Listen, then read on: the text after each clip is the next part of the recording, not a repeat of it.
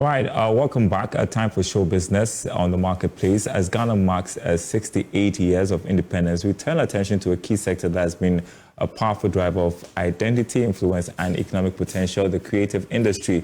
From music and film to fashion and digital content, Ghana's creative space has grown over the years, but the big question remains, are creatives actually making money? How much of this industry's potential are we truly tapping into?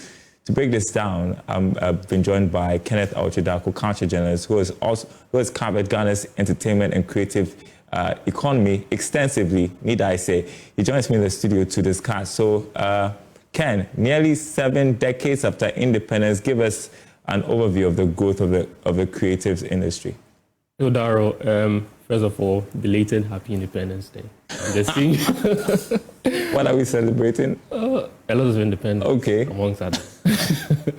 Right, so essentially the creative space in Ghana has grown exponentially over the period since independence, especially within the past 2 to 3 decades. We have seen a lot of expansion in terms of the storytelling, in terms of the diversity of the culture and how it is being projected in different forms, be it in the fashion industry, in the movie industry, the music industry. All of these things have seen some richness and have attracted global audience from around the world. So essentially, there have been a lot of attraction and improvement when it comes to the narrative around how much of the country's heritage is being portrayed through the creative works and how much of attention is getting globally. So how much are we actually making from the industry in terms of revenue streams?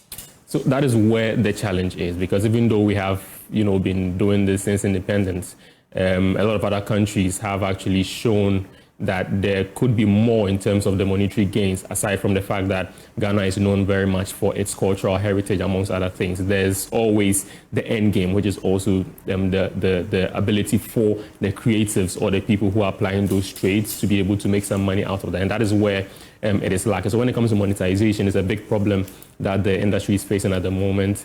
And if you look at the fact that some of for instance, if we talk about the music industry or the movie industry, there is a lot of monetization when it comes to technology.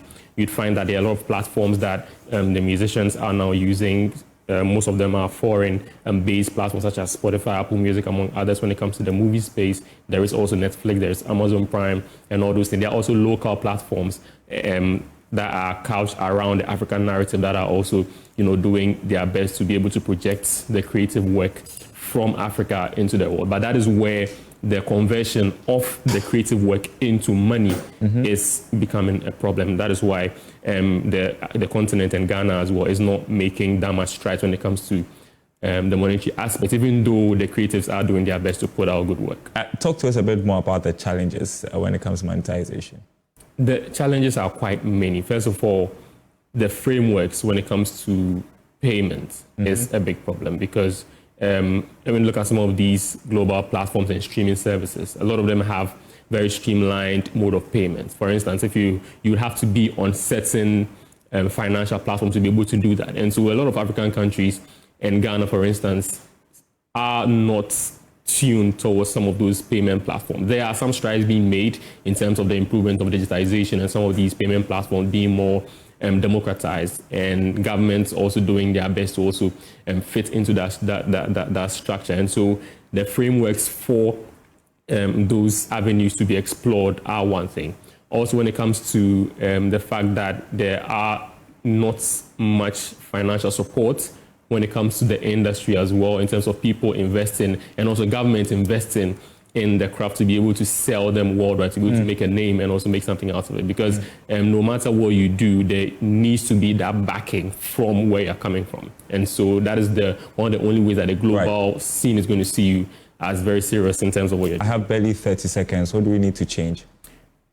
First off, improve the infrastructure, support the creatives in terms of funding, ensure that there is also an audience for the content that is being produced, and also ensure that the digital payment platforms are also streamlined so that the more we create a lot of work from this side, there is some money that's going to be made for the creatives as a whole.